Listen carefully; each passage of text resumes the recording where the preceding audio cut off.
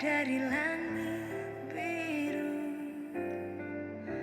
kebaikanmu yang telah kau nyatakan lebih dalam dari lautan.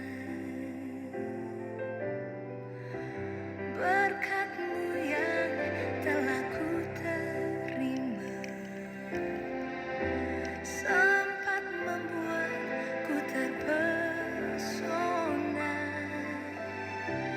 Apa yang tak pernah kupikirkan, itu yang kau sediakan bagiku.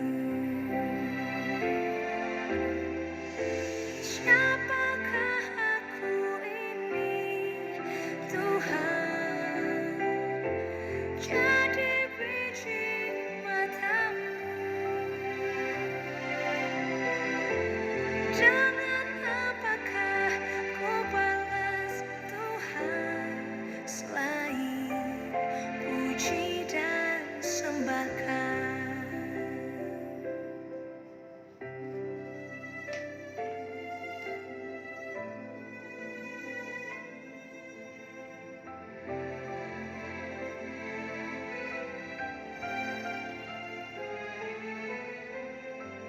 Berkat-Mu yang telah ku terima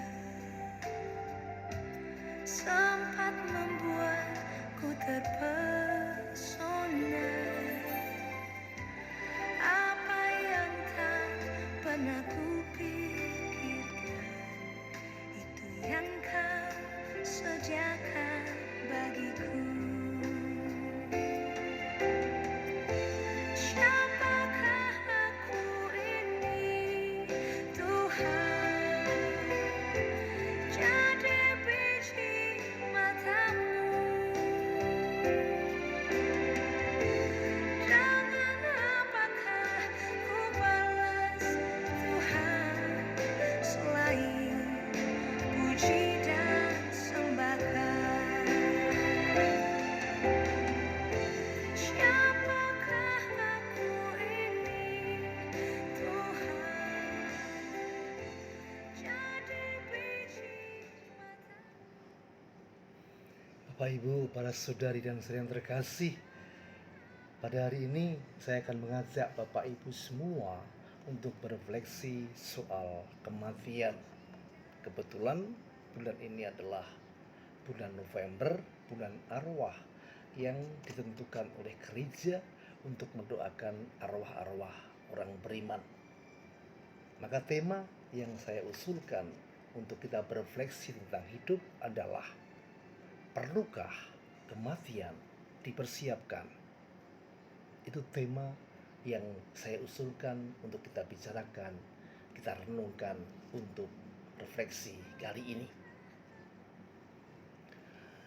Membahas soal tema itu, saya teringat pertanyaan seorang anak muda yang bertanya, "Romo, perlukah seseorang itu mempersiapkan kematian?" Saya waktu itu kaget, kok ada anak muda yang bertanya macam itu. Bahkan dia bercerita, bukankah kita hidup untuk menikmati hidup? Kalau perlu hidup dengan foya-foya. Jadi waktu anak-anak foya-foya, waktu muda hura-hura, mati maunya masuk surga.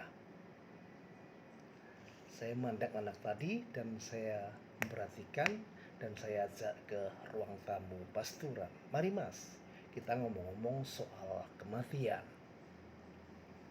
Lalu saya jawab, "Mas, yang pertama, pertanyaan Mas tadi menurut saya sangat menggelitik hati saya. Perlukah kematian dipersiapkan?"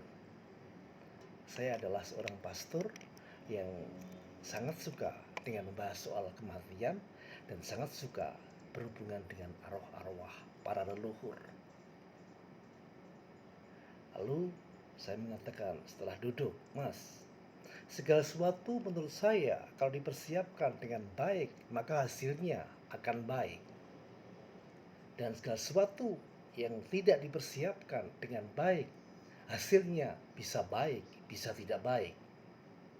Demikian juga dengan kematian. Saya teringat pengalaman saya ketika saya ujian proposal tesis saya S2. Waktu itu saya terus terang kurang persiapan, dan ketika ujian tiba saya merasakan dibantai oleh para dosen dan saya hancur waktu ujian proposal. Bahkan dosen pembimbing yang saya harapkan supaya dia bisa membantu ternyata ikut membantai. Saya pulang ke kerep tempat tidur saya, tempat domisili saya, dan akhirnya saya merenung, apa sih salah saya? Salah saya satu adalah tidak menyiapkan dengan optimal ujian proposal saya. Dan setelah saya tahu itu, saya mengatakan saya akan persiapkan ujian akhir tesis saya dengan sungguh-sungguh. Kalau perlu dengan 1000% kemampuan saya. Dan betul, waktu ujian tesis, saya siapkan betul-betul, saya menguasai seluruh tesis, saya datang lebih awal, saya berdoa, dan saya pasrah pada yang ilahi dan mohon supaya Roh Kudus bimbing saya. Hasilnya apa? Ternyata ketika saya di hadapan 5 orang dosen, saya kayak seperti orang yang baru seminar di hadapan para dokter.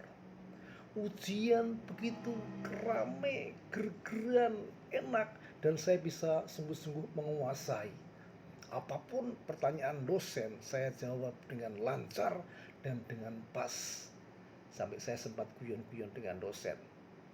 Dan waktu yang 1 jam tidak terasa. Saya disuruh keluar, saya keluar, dan tidak sampai 3 menit saya diundang dan saya dinyatakan lulus dengan gendut. Ini menurut saya bukan masalah saya lulus atau tidak, tapi masalahnya adalah persiapan. Ketika ujian proposal, saya nggak mempersiapkan dengan baik. Tapi ketika ujian tesis terakhir, saya mempersiapkan dengan sangat-sangat baik. Dan hasilnya luar biasa. Itu soal ujian. Apalagi soal kematian. Kematian yang penuh dengan misteri. Kematian yang kadang-kadang orang takut untuk menghadapi. Kematian yang merupakan alam dari alam beda di sini. Maka menurut saya sangat perlu untuk dipersiapkan. Mas tadi lalu bertanya, lalu gimana Romo? Kita harus mempersiapkan bagaimana dan kapan saya harus mempersiapkan kematian saya. Saya waktu itu ya agak prihatin dengan anak muda yang macam itu, tapi sekaligus juga agak bangga bahwa dia seorang anak muda yang mau mencari soal-soal hakiki. Kematian adalah soal hakiki. Lalu saya mengatakan dengan tegas, menurut saya kita tidak bisa mempersiapkan besok kalau kita sudah tua, atau kita tidak bisa mempersiapkan kalau besok kalau kita sudah sakit parah baru persiapan kematian, enggak. Tapi mulai saat ini, mulai detik ini kita mempersiapkan kematian kita. Karena kematian adalah seperti pencuri yang datang di waktu malam, tidak diketahui. Masnya dapat juga nanti setelah pulang dari pastoran meninggal, bisa tabrak mobil. Saya juga bisa, karena kematian tidak ada yang tahu kecuali Sang Ilahi. Lalu kalau kita tidak pernah persiapan atau menunda persiapan, takutnya bahwa pencuri itu datang lebih dulu dan kita tanpa persiapan meninggal, tanpa persiapan mati. Beberapa waktu yang lalu ada 7 orang anak muda dari Semarang, dia mau tur ke pantai Gunung Kidul. Lalu mereka berangkat jam 4 pagi dan jam 6 pagi sampai di Melati, dan mobilnya menabrak mobil lain, menabrak pembatas, menabrak mobil lain, dan akhirnya mati 4 orang. 4 orang anak muda yang masih berusia 17 tahun. Dari berita yang saya serap dari koran maupun dari YouTube mau berita, itu ada yang mengatakan bahwa mobilnya mabuk karena minuman keras. Lalu saya mengatakan, saya mencoba melihat apakah 4 orang yang tidak mempersiapkan kematian ini betul-betul sudah mendapatkan jalan atau sudah mendapatkan katakanlah tempat. Ternyata belum. Mereka masih berkeliling di sekitar situ dengan kebingungan saya mau kemana. Itulah contoh konkret kematian yang tidak dipersiapkan. Dan kita tahu bahwa kita tidak tahu kapan kita akan dipanggil oleh Sang Ilahi. Maka menurut saya yang paling penting adalah persiapan mulai detik ini, mulai jam ini, dengan sungguh-sungguh kita sadar bahwa kematian akan datang kapanpun Sang Ilahi meminta. Contoh yang kedua, saya pernah didatangin seseorang yang dia frustrasi dengan hidup. Kalau dia mengatakan, saya bosan dengan hidup dan saya pengen mati saja. Memang usianya sudah sekitar 70 tahun lebih, 78, 79 lah. Lalu setelah itu dia bosan betul-betul dan dia pengen mati. Karena hidupnya sengsara, dia bilang, hidup di dunia ini sengsara. Saya pengen meninggal dan saya pengen supaya saya hidup setelah nanti saya mati tidak ada masalah dan selesai dan hidup saya bahagia. Beberapa bulan kemudian om tadi mati kecelakaan. Jelas bahwa dia mati kecelakaan dan tidak siap untuk mati, tidak siap untuk meninggal. Lalu keponakannya itu diimpiin, ditemui oleh om tadi dan mengatakan, "No, kamu jangan cepat-cepat meninggal. Ternyata di sini tidak lebih enak dengan di dunia."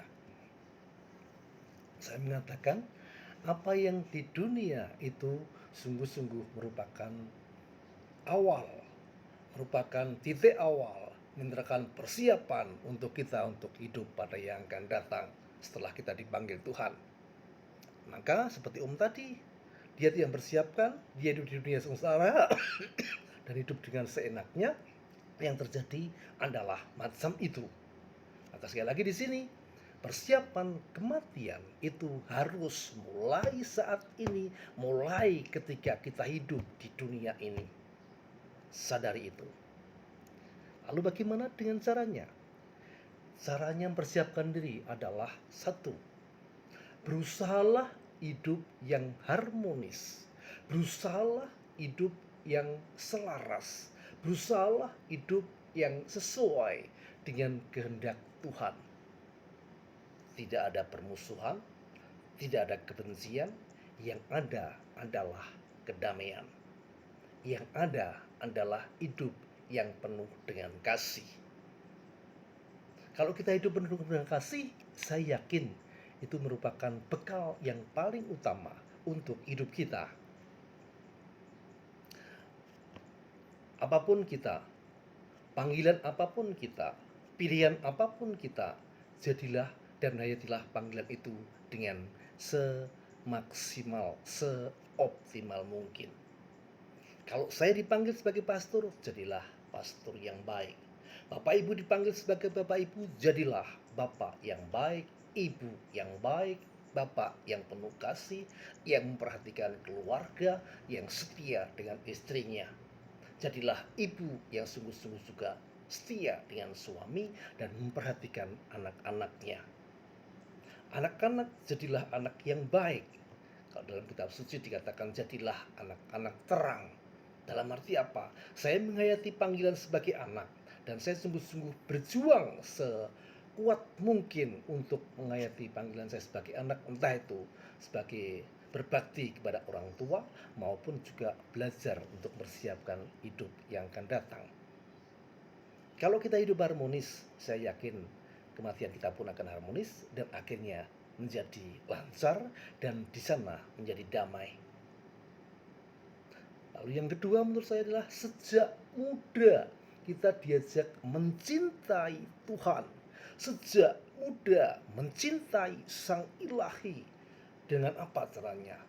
Dengan sungguh-sungguh, dengan keyakinan kita masing-masing, sungguh-sungguh menekankan hidup doa, menekankan kedekatan dengan Allah, menekankan kedekatan dengan yang ilahi. Kalau itu terjadi sejak muda, sejak kecil, saya yakin hidupnya nanti pun akan menjadi enak. Saya pernah mengalami ada seorang ibu yang tidak mau membaptiskan, tidak mau mempermandikan anaknya. Dia bilang, saya tidak mau melanggar hak asasi manusia. Saya pengen supaya anak nanti setelah dewasa memilih sendiri agamanya, memilih sendiri imannya, dan memilih sendiri apa yang diyakininya. Lalu saya mengatakan, Bu, ya kalau anak ibu nanti sampai dewasa, kalau anak ibu besok mati, ibu disalahkan sama Tuhan. Kamu kutitipi anak dari ciptaanku dan ternyata kamu tidak mendidik anak itu sesuai dengan imanmu. Ibunya kaget ketika saya komentar. Dan saya hanya mengatakan, saya yang paling mengajak, janganlah kita mengatakan udahlah besok pilih sendiri hak asasi, udahlah besok kematian kita persiapkan setelah kita tua. Enggak. Tapi mulai kecil, mulai saat ini dengan hidup harmonis dan dengan hidup dekat dengan Allah, dengan ilahi, dengan menghayati agama kita masing-masing sebaik-baiknya. Maka marilah kita sama-sama berdoa dan kita adalah biji mata Tuhan. Kalau kita biji mata Tuhan, kita akan senantiasa dijaga. Namun penjagaan dari Tuhan itu adalah tawaran. Kita terbuka hati dan kita sungguh-sungguh mau menyiapkan hati, menyiapkan diri kita sendiri dan sungguh-sungguh berjalan dengan sebaik-baiknya sebagai anak-anak Allah, sebagai anak-anak ilahi dalam agama apapun, dan sungguh-sungguh berjuang untuk menjadi anak yang suci, anak yang soleh, anak yang solehah. Saya yakin itu adalah persiapan kita untuk sungguh-sungguh menghadapi kematian kita yang tidak pernah tahu kapanpun dan dimanapun dan dengan cara apapun kita akan meninggal. Selamat menyiapkan kematian kita dengan hidup yang harmonis, dan yang kedua dengan sungguh-sungguh hidup berusaha mendekat kepada ilahi. Tuhan memberkati.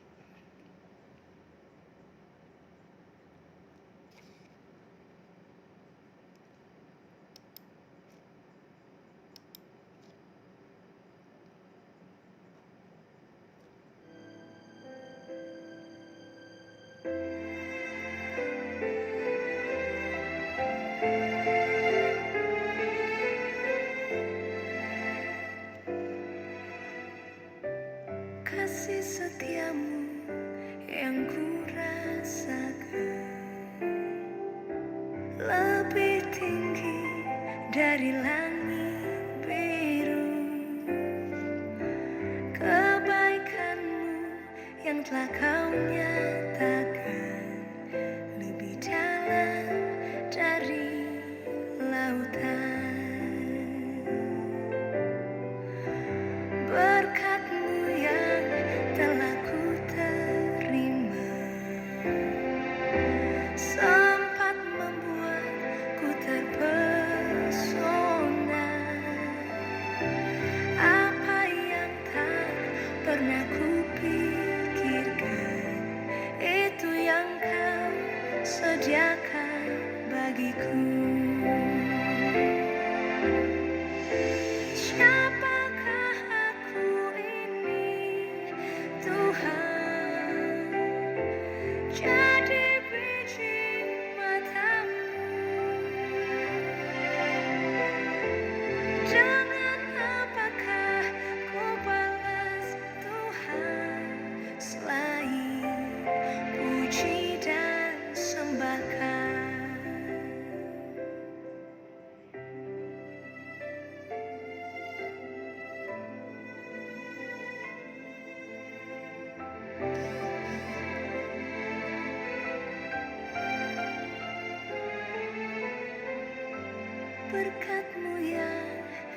telah ku terima, sempat membuatku terpesona. Apa yang tak pernah ku